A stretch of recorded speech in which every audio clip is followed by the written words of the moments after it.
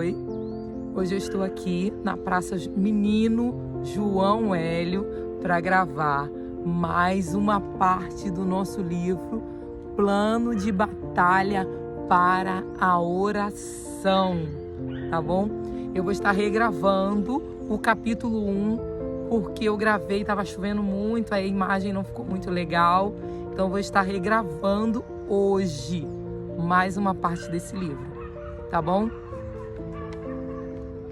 Capítulo 1, o legado da oração. Ó tu que ouves a oração, a ti virá toda a carne. Salmos 65, versículo 2. A oração pode realizar o que Deus quer realizar. Trata-se de uma dádiva bela, misteriosa e surpreendente. Não há um privilégio maior para um ser humano do que ser capaz de pessoalmente conversar e falar aos ouvidos do Todo-Poderoso.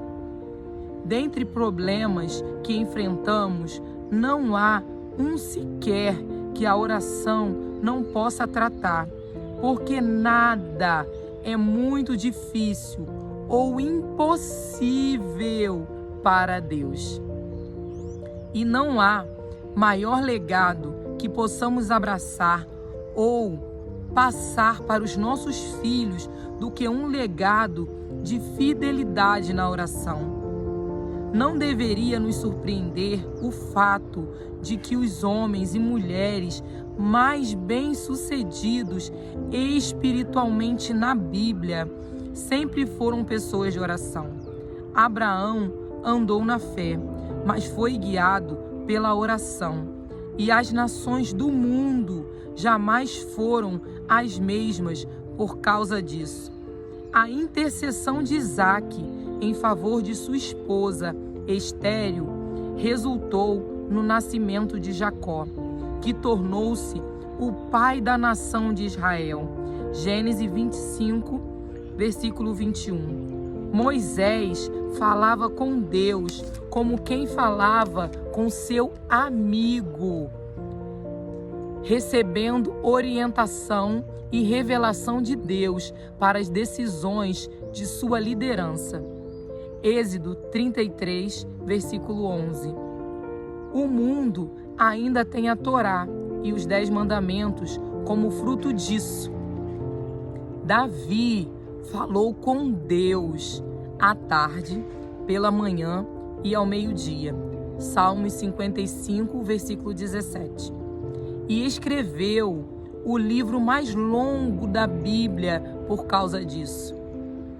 Os Salmos têm uma infinidade de orações apaixonadas em forma de canção. As intercessões de Neemias resultaram na milagrosa reconstrução dos muros da cidade de Jerusalém por Israel. Em um prazo incrível, você pode visitar essa cidade, assim como nós fizemos, e ver uma parte do muro de Neemias de pé ainda hoje. Daniel valorizava tanto a sua conversa com Deus que a colocava como prioridade 3 vezes ao dia e preferia desistir de viver a desistir da sua vida de oração. De José a Jeremias, Ana, a Oséias, as Escrituras estão repletas de pessoas que descobriram que Deus realmente ouve e responde àqueles que se aproximam dele em fé. Elias foi basicamente um exemplo ambulante de orações respondidas e tornou-se uma inspiração para os cristãos do Novo Testamento. Tiago 5, versículos 16 ao 18. No entanto, Jesus Cristo continua sendo o modelo supremo, o mestre da oração. Em seu nascimento, Jesus e sua família foram saudados no templo por Ana, uma viúva que servia a Deus em oração dia e noite. No início do seu ministério público, ele levantou-se da água do seu batismo. Os céus se abriram e o Espírito Santo desceu enquanto ele estava orando. Lucas, capítulo 3, versículos 21 ao 22. Antes de escolher os seus discípulos, Jesus passou a noite toda em oração a Deus. À medida que os seguiam, eles descobriram o seu hábito particular de levantar-se cedo e orar antes de o sol se levantar. Marcos 1, versículo 35. Mesmo com sua popularidade crescendo, ele retirava-se para lugares solitários e orava. Lucas, capítulo 5, versículo 15 ao 16. O seu primeiro sermão, integralmente registrado nas Escrituras, explica os princípios básicos da oração. Mateus 5, versículo 7. Ele ensinou e desafiou os seus seguidores a vigiar e a orar. Marcos 14, versículo 38. E a orar sempre e nunca desanimar. Lucas 18, 1. Ele furiosamente lançou os cambistas do templo, gritando: a minha casa será chamada casa de oração. Mateus 21, versículo 13. Ele presenteou o mundo com o melhor modelo de oração de todos os tempos. Mateus 6, do 9 ao 13. E depois fez a mais poderosa oração sacerdotal de todos os tempos. João 17. Antes de sua traição e crucificação, Jesus ajoelhou-se sozinho no jardim do Getsêmani e orou tão profundamente e desesperadamente que o seu suor tornou-se literalmente gotas de sangue. Lucas 22, versículo 44. Mesmo enquanto agonizava na cruz, ele orou em voz alta, 3 vezes entre os seus últimos suspiros. Em seguida, depois de ascender ao céu, ele enviou o seu Espírito para encher os cristãos e, especificamente, nos chamar para a oração mais eficaz. Romanos 8, versículos 15 e 16. Agora, como nosso sumo sacerdote, Jesus está à destra do Pai e está sempre intercedendo por nós. Hebreus 7, versículos 23 ao 28. André Murrell escreveu a vida e obra de Cristo. O seu sofrimento e a sua morte foram fundamentos na oração. Sua dependência, confiança e rendição total a Deus Pai. A nossa redenção veio à existência pela oração e intercessão.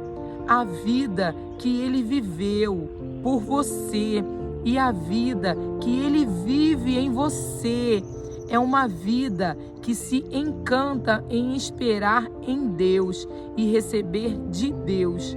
Orar em seu nome é orar como ele orou. Cristo é o nosso exemplo, porque ele é a nossa cabeça, o nosso Salvador e a nossa vida. Em virtude da sua divindade e do seu Espírito, ele pode viver em nós. Podemos orar em seu nome, porque nós permanecemos nele e ele permanece em nós. O lançamento da igreja no Novo Testamento e toda a história cristã só pode ser compreendida através da lente da oração poderosa. Pedro dependia da oração constante e Paulo praticamente não vivia sem orar. Filipenses 1, versículo 4 e 5. 1 Tessalonicenses 5, versículo 17. Os maiores missionários cristãos de todos os tempos foram também homens e mulheres de oração. Hudson Taylor causou um impacto inédito na China no final dos anos 1800, como resultado da implantação na China Island Mission, missão do interior da China. Ele fundou 125 escolas e trouxe milhares de pessoas à fé em Cristo.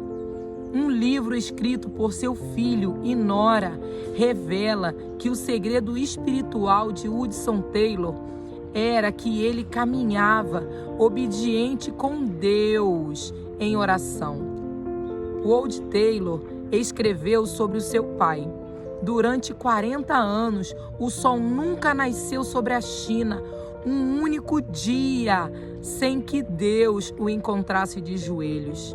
Na Inglaterra, um homem humildemente chamado George Miller dirigiu o orfanato Ashton Down, em Bristol, e cuidou de mais de 10.000 órfãos durante a sua vida.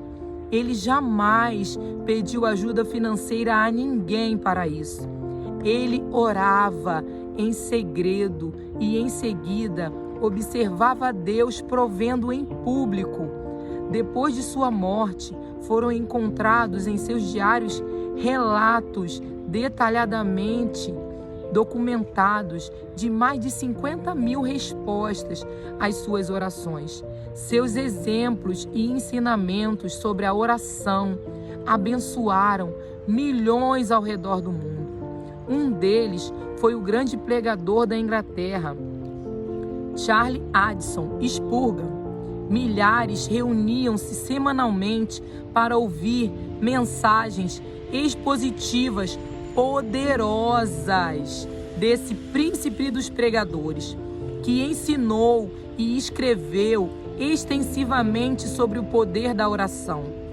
Quando visitantes chegavam à sua igreja na New York Park Street, ele os encaminhava à sala de oração no subsolo, onde havia pessoas sobre os seus joelhos, intercedendo fielmente a Deus por Spurgeon e por sua comunidade. Spurgeon declarava: aqui está a força motriz da igreja.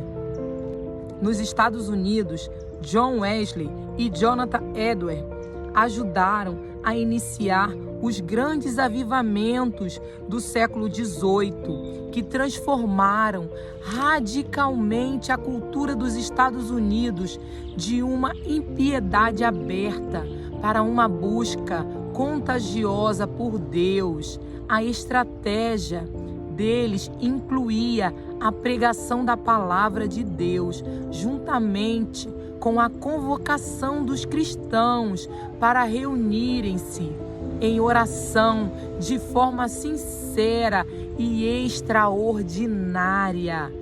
E esses exemplos são apenas uma gota no oceano de pessoas ao longo dos anos que encontraram e experimentaram Deus quando estavam sobre os seus joelhos.